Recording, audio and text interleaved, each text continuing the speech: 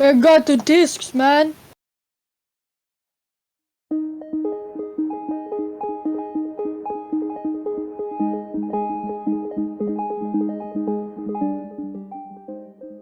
When was the last time that you played Minecraft? Was it last month? Yesterday? Or have you not played the game since 2013? Regardless of whether you love it or hate it, it's everywhere now, and there's been a massive resurgence occurring thanks to content creators like the people from SMP Live and the Dream SMP. Originally released in 2009 by one guy from Sweden, Marcus Persson, Minecraft is a randomly generated sandbox environment that emphasizes creativity and making the world your own. It uses low-resolution textures and a blocky aesthetic to make for an art style that was unlike any game on the market. Now, I'd like to take you back in time to 2014. Even at my young age, I was still fairly involved in YouTube, if that means watching EvanTube HD all day. Now he's just another Morgs. The most important thing that came from that time period was probably my introduction to Minecraft. The specific video I remember watching was an EvanTube gaming video, entitled Minecraft, House Tour, Herobrine Island, Emmett Statue, and it was released May 16th, 2014.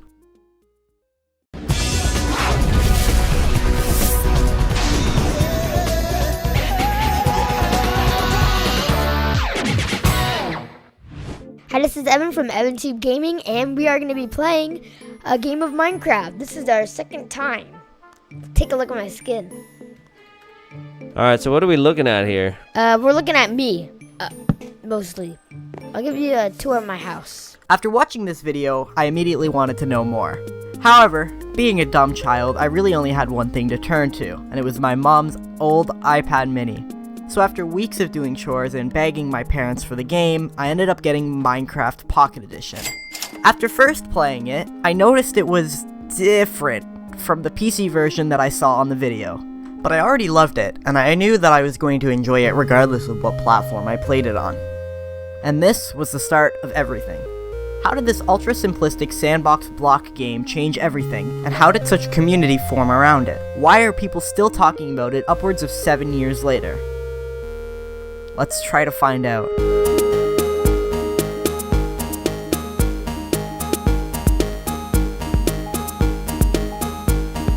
After Mojang, the company co-founded by Notch, released the game to the public, it immediately exploded in popularity. The game was huge on PC, and historically, Keemstar was involved in a clone of Minecraft for the Xbox 360, entitled Fortress Craft. It was the most popular game on Xbox Live Arcade for almost a year, until May 2012, when it was bested by another Minecraft clone, Total Miner. Some people also consider Terraria, a 2D sandbox game, to be a Minecraft clone as well, but I don't necessarily agree with that. The Pocket Edition was a bare-bones version of an already bare-bones game. I remember enjoying the mundane, building green-top swimming pools and dirt houses. In spite of, or because of, the simplicity of Minecraft, I absolutely loved the game. Eventually, after playing the Pocket Edition for a while, I upgraded to the PS3. My experiences playing Minecraft for PS3 were some of my fondest memories as a kid. Even though I moved around a lot as a kid, I was still able to play with my friends because online play was free on the PlayStation 3. Although I didn't have a lot of friends as a kid, all the ones that I did have always played Minecraft, and we would constantly play together. Unfortunately, I don't have any of the old worlds to discover, but we frequented the tutorial world, killing all the villagers in sight and stealing their items. A lot of us were very experimental, and we liked fiddling around with this game to see what we could do. We tried building new things and messing around with redstone, and even though there was a lot of times where we just messed up and ruined the game, it was still a lot of fun, and I enjoyed it a lot. One of the benefits of playing more up-to-date versions of Minecraft, like the PS3 version at the time, was the music. The records composed by C418 for the Minecraft soundtrack are some of the best music ever created for a video game. And the randomly generated placement of the music in-game was a very nice change of pace compared to some heavily scripted music placement in other games. You have a boss fight, oh wow, there's this explosion, boss music. When the game gets calmer, oh now there's calm music. But Minecraft wasn't like this. You could be fighting the Wither or something and just be going doo doo doo doo.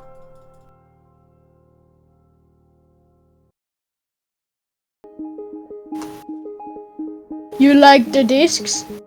The music is good. The music is almost therapeutic, and it provides another avenue to express Minecraft's consistent theme of wonder and exploration of a world unknown. Living mice slowly building in from the same chord represents the feeling of waking up in the morning and realizing that there's a whole world out there you have yet to explore. There's also Moog City, a song familiar to console players because it played every single time you open the game. There's also the music discs like Blocks or Cat, which was actually playing in the video, that are more upbeat and can represent getting ready to go fight a boss or explore a cave system that you've never been through with a friend.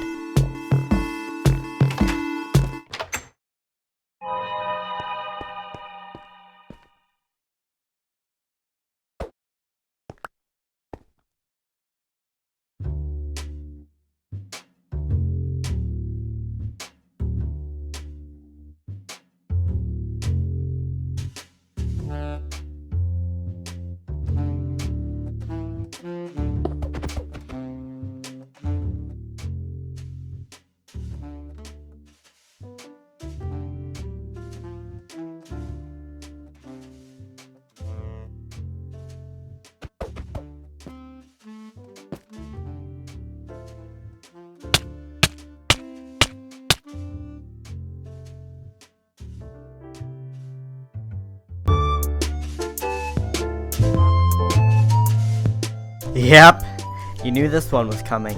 If you know, you know. Getting back on track here, I eventually got tired of doing the same thing over and over again in vanilla Minecraft. You mine, you build, you chat with your friends for a bit, rinse and repeat. But I wanted more. Like all kids with a neurodeficiency, I eventually gravitated towards Minecraft YouTubers. Stampy Longhead, of course, was a particular highlight, but there were lots of other YouTubers like iBallisticSquid or DanTDM that were very influential in helping me learn about things like survival games or Skywars. So after playing for months, if not years, in the same Minecraft worlds, it was time to try something new.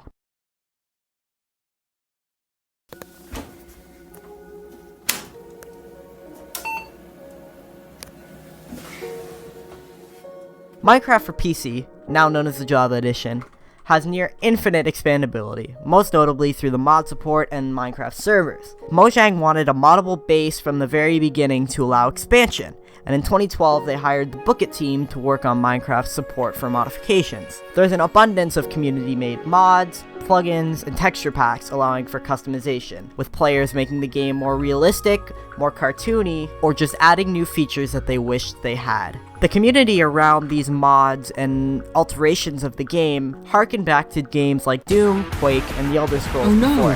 What do we do? I'm so scared! I think it's very plausible that the development of these mods and plugins has been either partially or entirely responsible for the maintained popularity and community surrounding Minecraft. It's also important to not undermine that the Java Edition was the original version of Minecraft, and as a result, I consider it the definitive edition for the game.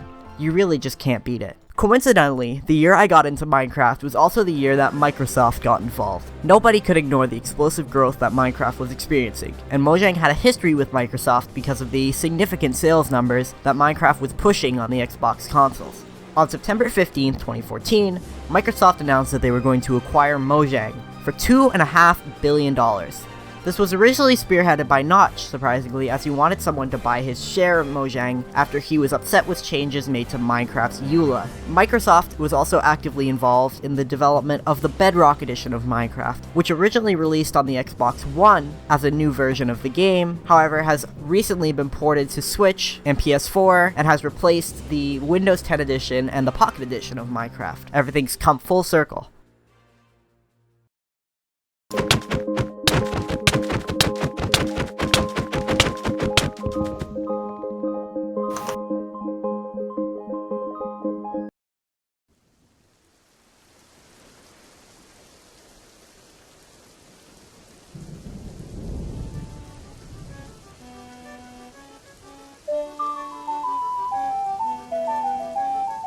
Also around this time, I started to become disinterested with Minecraft.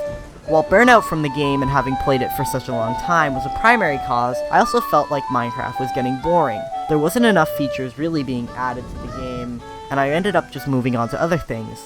There were lots of other games that I missed out on as a kid, like all the Zelda games from the last 20 years that would soon consume me. I stopped playing the game consistently until around 2017 when I got the game on PC. I think something like this really shows that Minecraft is a game that really shines in its first playthrough. Having no idea what in the world you're supposed to do really adds an aspect to the game that can't be captured to the same extent really ever again.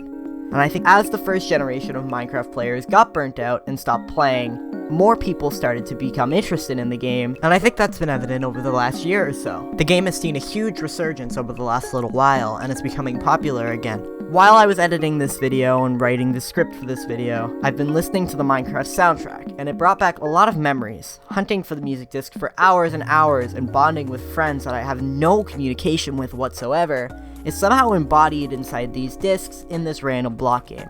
This game had an effect on me that no other game has had before or since, and whether you're mining your first diamonds,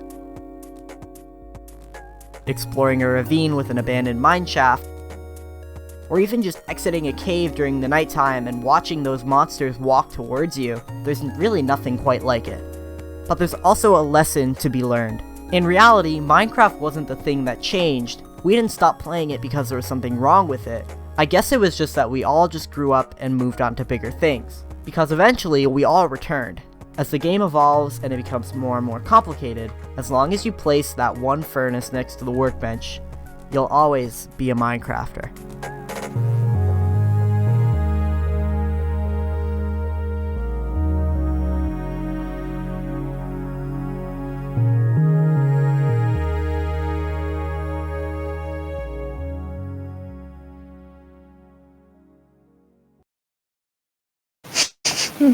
Sonny, I'm just like staring at you, not even in the game.